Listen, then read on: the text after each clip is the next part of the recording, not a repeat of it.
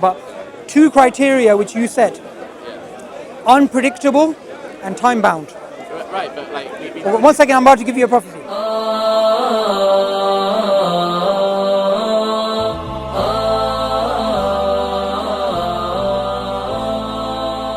Let this happen. The thing is this life we're to be tested with good and evil. So if bad things happen to us, it doesn't mean God's unhappy with us. If good things happen to us, doesn't mean that God is happy with us. So in Islam, good and bad comes to both. Yes, sir.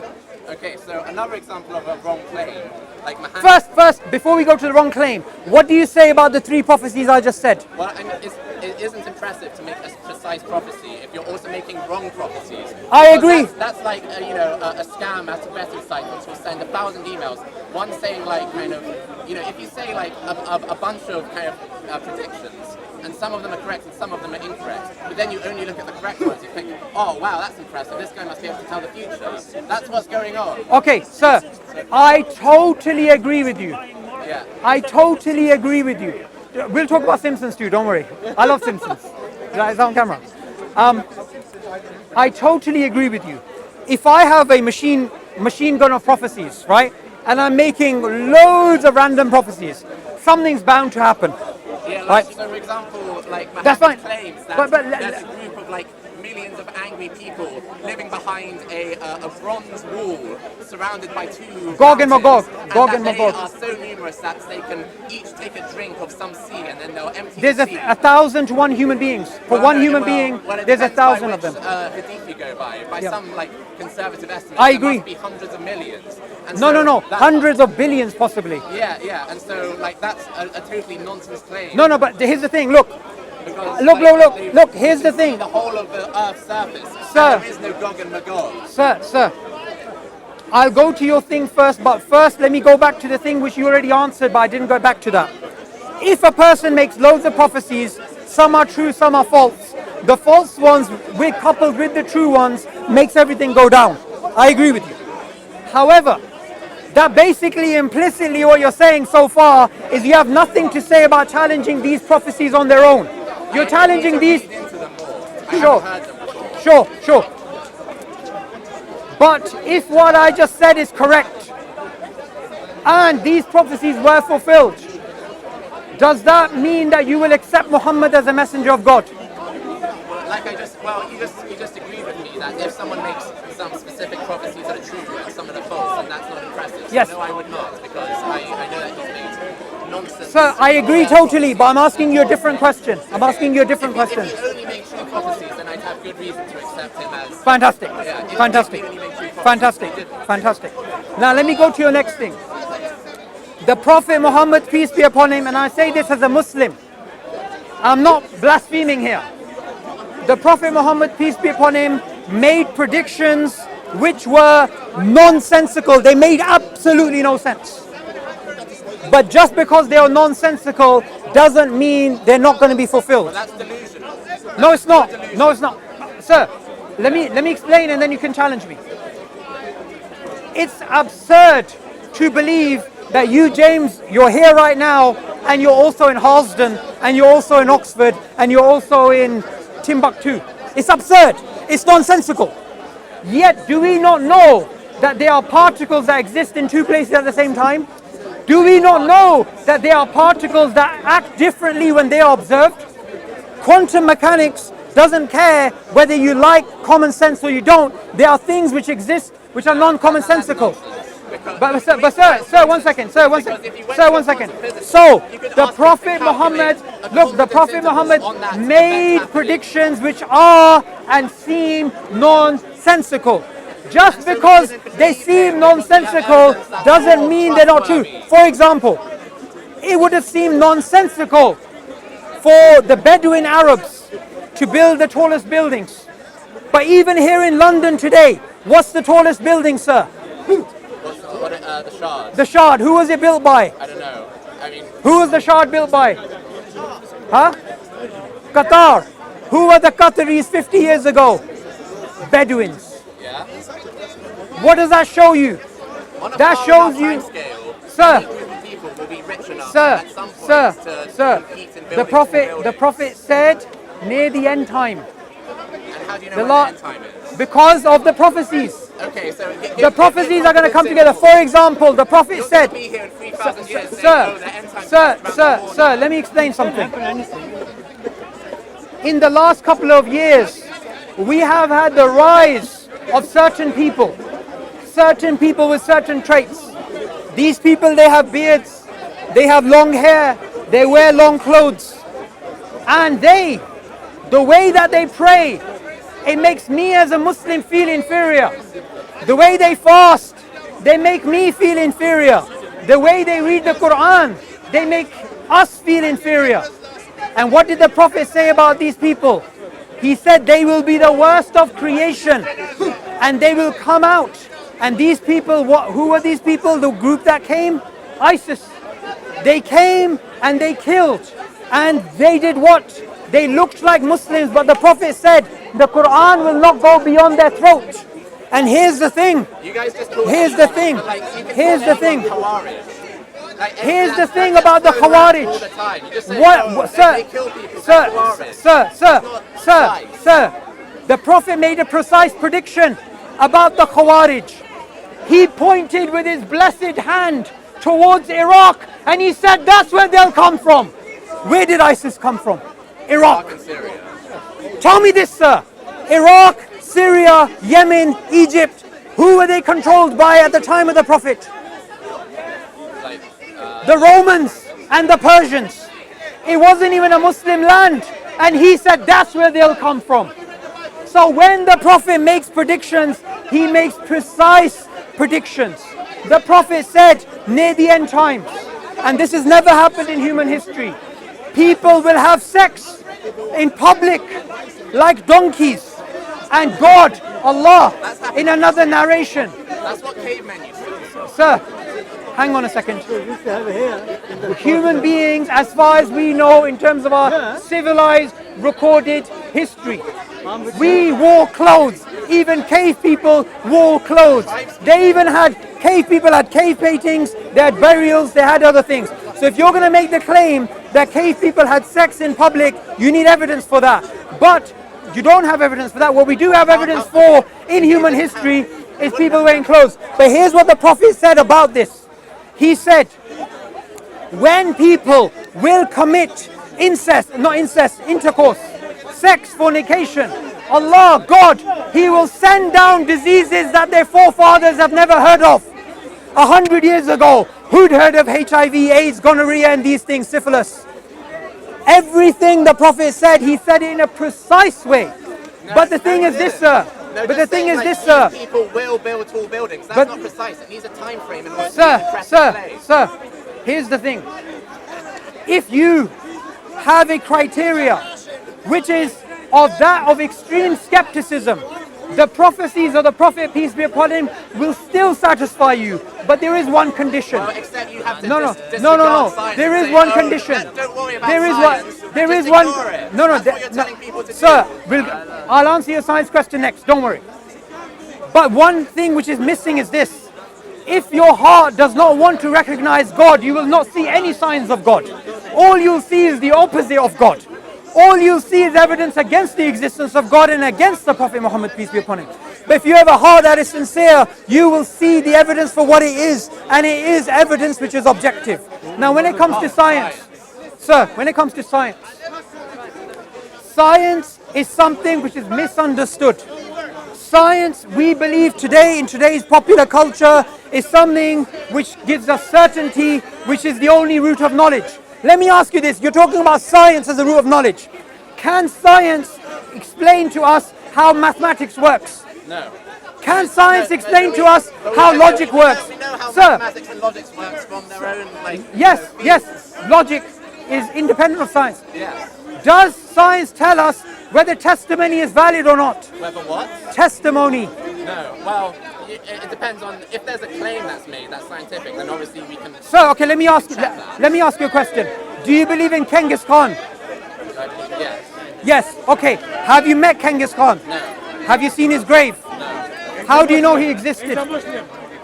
How do you know he existed? I know, because it's the He's a reasonable Muslim. conclusion He's from a the Muslim. evidence of like He's a historical Muslim. records. Pastor. Let him talk to Yeah, him. it's a reasonable conclusion He's from a the fact Muslim. that there are historical He's a records to fucking support it. Muslim. Are you drunk, mate? He's a fucking, yeah. Shut up. Shut your mouth. He's a fucking Muslim. Fucking human being. Reasonable conclusion You from the are evidence of a fucking human being. He's a Guys, it's Ramadan, man. Chill out, chill out. yeah, it's from the historical evidence that you believe in Genghis Khan. Okay, historical evidence. Yeah. Historical evidence is not scientific. It's testimony. So science is something which cannot explain logic, cannot explain mathematics, cannot explain testimony, and it cannot explain the vast majority of our sources of knowledge. But it's the best way to check claims that are made about. It's the best way to check claims that are made about how the universal biology works. And so, if someone makes a claim that, like reproduction, like passing on of hereditary traits works this way, the best way to test that is with science. And if you find that, science, all the scientific evidence shows that in fact it's via genes, not determined by who orgasms first, then you should have little confidence in the claim which says that it is Unless- due to like orgasming. I or agree things with like you. that. I agree with you totally, sir. Unless you have independent evidence which gives you reasons to believe the other claim. Well, it would have to outweigh kind of all this science. Exactly. So now we're talking about epistemic weighing. Yeah. So hypothetically, if there is a book which has 5 predictions which are, according to you, precise, say it's not the Quran, and this book contradicts, say, something which is a consensus in science, but this book you have verified has 5 prophecies which are fulfilled, does that mean you can say this book is wrong because of this one conclusion? If the claims made in the book are less impressive than the glaring error, or have less, if the impressiveness, the unusualness, the power of that claim within the book isn't able to outweigh kind of the weight of evidence that suggests that this claim about reproduction is false, then no, you wouldn't accept. But what if it does? If it did, then yes, you would. That's the point. So the point, conceptually we agree. Now it's about content. Conceptually we agree. If there's a book which makes predictions which are extraordinary predictions, which are falsifiable, which are precise, which are time bound, whatever, smart as they say. Now if you have that and you have a consensus, then you cannot say the book is wrong because of consensus conceptually. Well, you wouldn't, let's not call it just consensus. It's consensus based on like all the possible evidence. Whatever you want. Genetics Whatever right you want. now. Whatever you want. Okay, now we have this. So conceptually we agree. Now here's the thing. Only 60 years ago, 70 years ago, the scientific consensus was the universe was eternal. Even Einstein... There wasn't a consensus at that point. Of course there was. No, like people didn't know. People thought maybe the universe existed. Maybe We're talking about physicists. Physicists believed in the static state model. Well, that was the that was like the most popular model. It doesn't mean it was like a consensus model. There wouldn't be any Sir, evidence. sir, give me, sir, no, sir, okay, put it this way. It's not Sir, give me a model of the universe prior to the Big Bang model. We're not talking about ancient Greece. Let's talk about the last 400-500 years. A model in physics which said the universe had a beginning other than the Big Bang. Okay, so it's not, so having a model and calling it and like a proposed mechanism for the universe's creation. There wasn't a proposed mechanism, but there's still like physicists wouldn't. Oh, we agree that yes, the universe is like eternal. The static state model was the prevailing model of the universe, just like Big Bang is today. Like to say that there's a consensus, like you'd expect maybe sir, put it. 70% of the physicists to Okay, sign sir. their signature to say What's the prevailing model today? the prevailing model is the Big Bang. Fantastic. Was the prevailing model in the 1930s? Like the most popular one would. Well, like the thing is. Sir, you gave me a very simple answer about the Big Bang. Was the prevailing model in the 1930s? No, like the degree of subscription to the steady state model does not compare to the rate of subscription to the Big Bang now. Sir, so don't sir, compare them. It but was a less supported model. So if we go down that road, me and you, we're going to completely get lost because me and you, we don't have access to those statistics. So I'm asking you a more general question. Well, I think you could ask a historian of science and they'd probably be able to give you an answer. Well, they won't give me, there were 55 people who agreed and 60 people who disagreed. They have like proxy indicators. Sir, we're getting beyond. Yeah, we are getting past that. Yeah, I think that's something that we could like check Okay, and fact check later. so let's go to something more basic. What's the prevailing model? What? What's the prevailing model? What is it now? What was it? What is it now? You already said a Big Bang. What was it then? There wasn't necessarily one. There was one. Well, like the most popular one was the steady state, but that doesn't Fantastic. Mean that doesn't mean that there was like a consensus on it, though. Sir. That the amount of belief in the steady Sir. state model matches the amount of belief in the Big Bang now. Every single scientific model, when we say there is a consensus, in a popular culture, that means 100% subscription. Academically, we all understand that's not true. Even the Big Bang model today is challenged by some who believe in the eternal universe, right? So here's the point. The Quran says the universe has a beginning. Before 1950s, the Quran was against that model of the universe, which was the prevailing theory. But I, as a Muslim in the 1950s, I would have said, I accept the steady state model as a valid model. I accept even Einstein accommodated it in his general theory of relativity. I accept all of the facts that majority of the scientists believed in it. I accept that. But I will not believe that it's absolutely true. I will simply say it's a working model. No, but that's different from that to what bro, we had with genetics. Conceptually, we don't disagree. Now it's about content. Conceptually, we're on the same page about epistemic weighing. So back to the prophecies. Tell me, if there was one prophecy that according to you, you would believe in, what would it be? Give me a criteria. Well, like, can we talk? How about the claim that like the No. I want you to give me a criteria. That's all I want. Forget content. Okay. Tell me, you want something to be time bound. You want something to be unpredictable. For example, Mormon religion. Who's the guy? Mormon religion. Joseph Smith. Joseph Smith. What did he say? He said the American North and South, they're going to go to war 50 years before they went to war. But the problem with that is that was predictable because politicians even before him were saying the North and South are going to go to war. But here's the mistake he made. The Mormons, they use it as evidence that he's a prophet of God because he made a prediction which came true even though the prediction was predictable and people were saying this before him.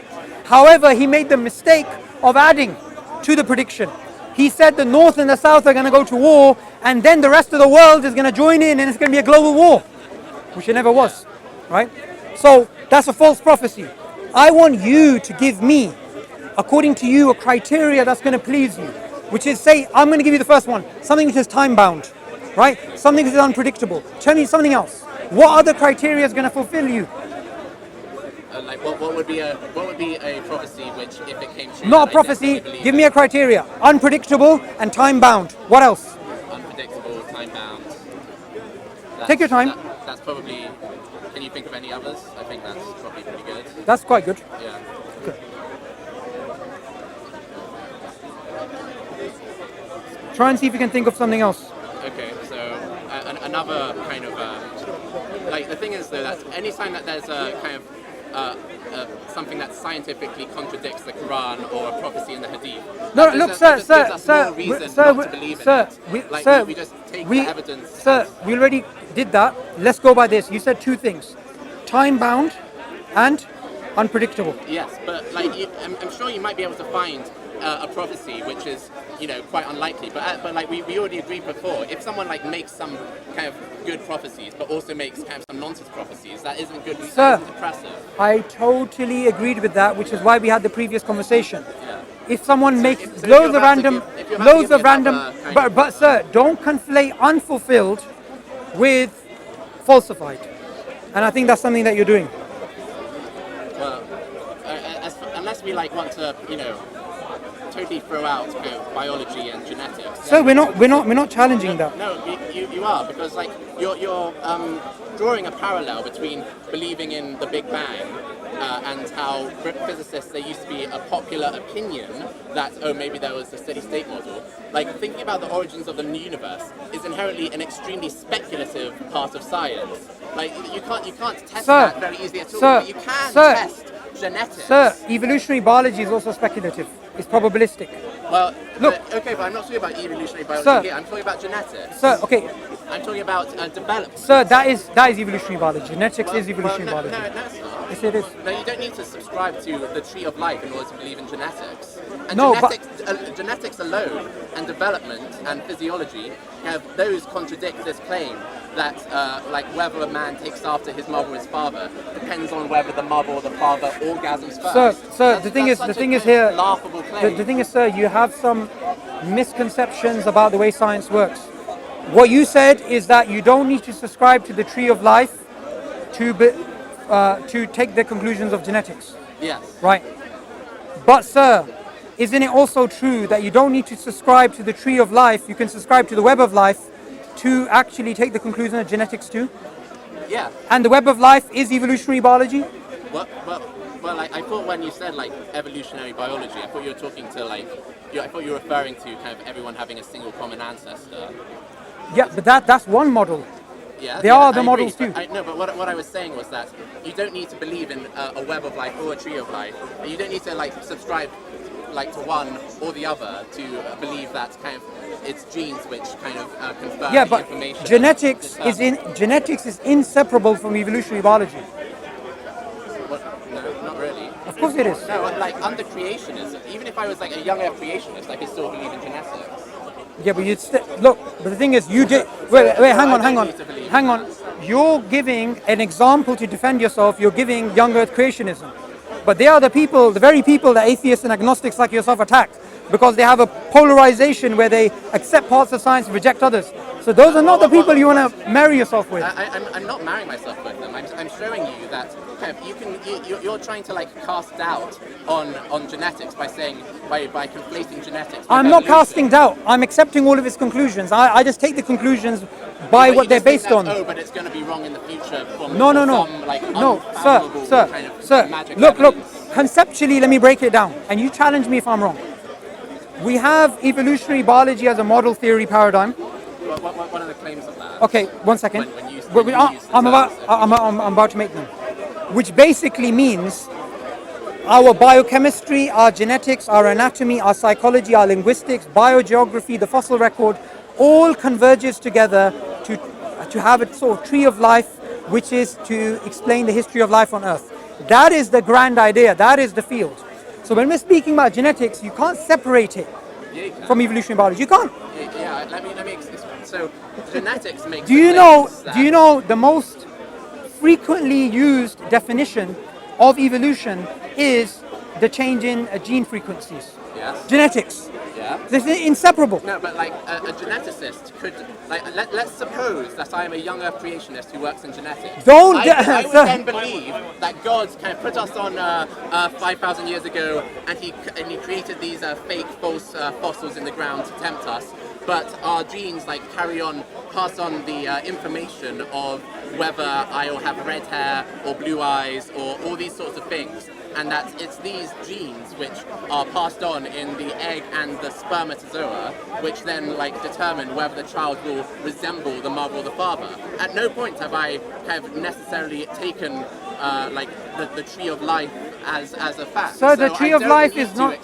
Sir, the tree of life, you can have an evolutionary model without it. So it's not about the tree of life. Yeah, so you don't need that for genetics. But sir, the reason why I'm correcting this misunderstanding is, this misunderstanding of yours shows that you're using something to challenge, say, prophecies, which you don't fundamentally understand. Okay, try explaining that. Okay. Try elaborating. Okay. So you're saying genetics can be separated from evolutionary biology. Yes. And the way that you're defending yourself is using young earth creationism. No, I'm not. No, No, what I'm saying is that kind of, one can believe in genetics without necessarily believing that there is a tree of life. Yeah, that I agree with you. Okay. That I don't disagree. Yeah. But that you have to have evolutionary theory in there. You can't have genetics without evolutionary theory. Okay, so but like it depends about which. Okay, so maybe we're talking about cross purposes here. Like I would agree that if you believe in genetics, then you'd have to believe that populations' gene frequencies change over time. That's my point. Okay, if That's that my was point. all that you meant, then I apologize. I thought you meant like evolutionary theory. I thought you meant one universal common ancestor or something like that. But like you know, sir, there's many different models. You can have multiple origins, Lamarckian type, multiple parallel lines of evolution, and so on and so forth. Now, here's the point. Evolutionary biology of today, let's forget something in the past, or let's forget something in a population. Let's just look at something simple. Your body is made up of proteins. Proteins fold and their shape has an impact. We today do not understand how and why some proteins fold. It happens before our very eyes. We sort of understand it. We know that it would have to be due to electrocenter, whether one part of the molecule has electron density and whether another part of the molecule has, relative positivity, and then they'd be attracted to each other. So we know kind of what forces would be causing it. We just can't predict it. No, but sir, I'm making it. But we can predict I'm making a different claim here. The claim I'm making is with all our technology today, something which happens before our very eyes is still something which we struggle to grasp. What is that thing? Protein folding. Some protein folding till today, we don't understand the exact mechanisms. No, but that's just because it's a difficult thing to model. Exactly. So what I'm trying to get to is this. doesn't mean When that we are speaking about ideas which are big, like the creation of the universe, or the beginning of life, or abiogenesis, or all these things, yet something before our very eyes we don't fully grasp. So we need to be a bit humble with our conclusions in science. No, that's a very bizarre way of thinking. Because, Why? Why? Well, because so when a protein folds, what you're trying to predict is a protein is a series of amino acids, and basically a molecule is constantly wiggling around and it's rotating around its axes, and it'll do some sort of conformations, and then it'll do some internal bonds like disulfide bridges, for example, or these other well-modeled kind of alpha spirals or beta pleated sheets, those sorts of things. And so it's hard to study it because kind of a complicated molecule requires a lot of computing power to create a molecule which you put into some sort of software like Hypercam. Sure. And so that's a tricky thing to do because it requires so much computing power. Sure. And a slight bit of inaccuracy will eventually manifest itself But into the main point which I was making still stands, that science as a field, we need to be humble with its conclusions, because things which are in front of our very eyes we can't understand. Now I don't know why we got distracted. That's a really weird Okay, thing to say. That's not something that any kind of any person who has actually worked in protein synthesis or that sort of thing. They'd never say, oh well, I have a hard time modeling how insulin folds, or not insulin, sorry, I have a hard time modeling how this particular protein folds. But because of that, I see I don't see a reason to reject a claim that's kind of Sir, that wasn't the claim I was making. But actually, I don't know how we got distracted from this. Maybe because I was fasting. But two criteria which you said: unpredictable and time bound. Right, but 1 second, I'm about to give you a prophecy. In the Quran, and anything that's from the Quran is from the Prophet, peace be upon him. It mentions the Romans have been defeated in a nearby land. After their defeat, they will be victorious. Let me read it again. Within 3 to 9 years, the whole matter rests with Allah before and after victory. On that day, the believers will rejoice. Now, let me just give you the history here. The Roman Empire, and this is the previous prophecy that I began off with, was when the Muslims were in Medina. This is a prophecy from Makkah, before the Muslims had the Battle of the Trench. At that time, this prophecy, it says that the Persians had defeated the Romans, and that had been happening all across the area because the Romans were taking a battering. The Quran said that after this, if it was something which is predictable, the Quran should have said the Persians will be overrun or the Persians are going to keep losing. Quran says they are going to reverse their defeat with a victory within 3 to 9 years. Now a friend of the Prophet Muhammad, peace be upon him, his name was Abu Bakr as-Siddiq. What did he do? He was having a dialogue with a pagan.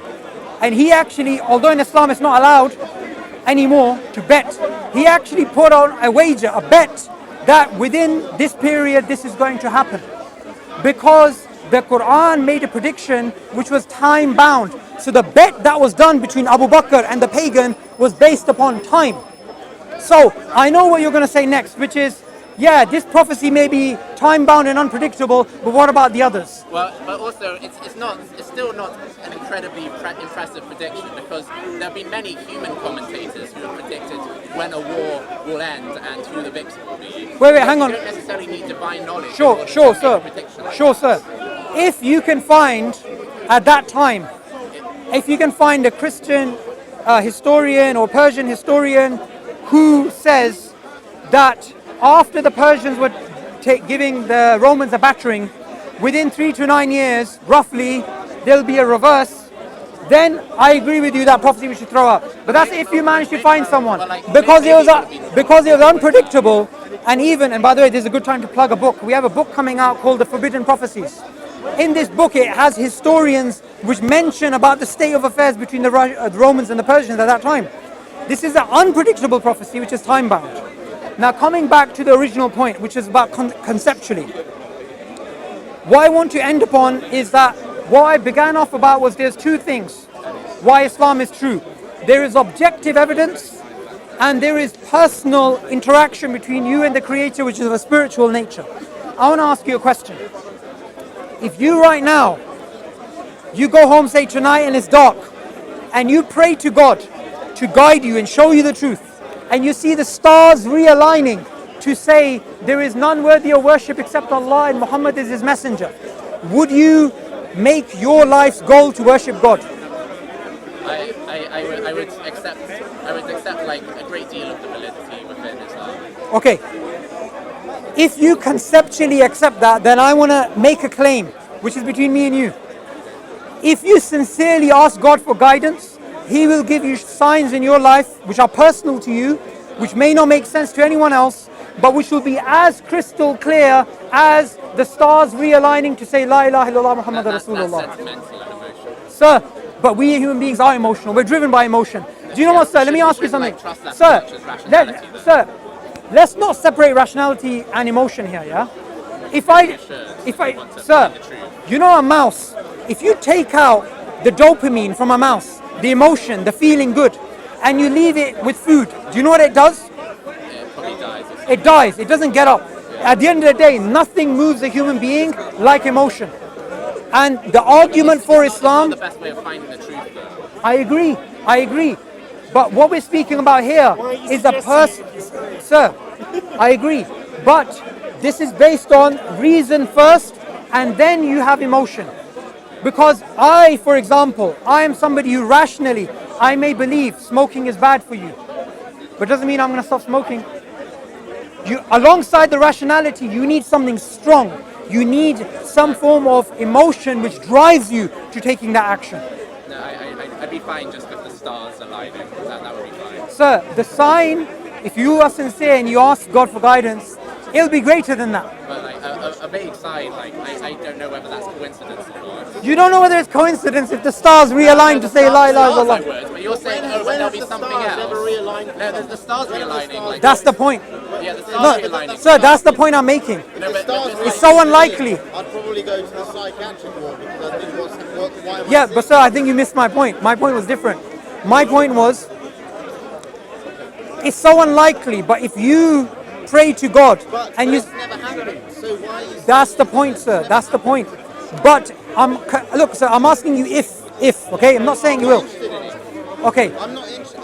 Any scripture you give me or anything like that as evidence for the existence of God, I'm not interested in it because I don't recognise that as valid. That's just something someone has. but don't you think that's closed-minded? No, not at all. Not at all. Because I haven't seen any evidence that that's valid. Why is that valid and not something? But sir, is absence of evidence for something being wrong? Therefore, you have to provide the evidence.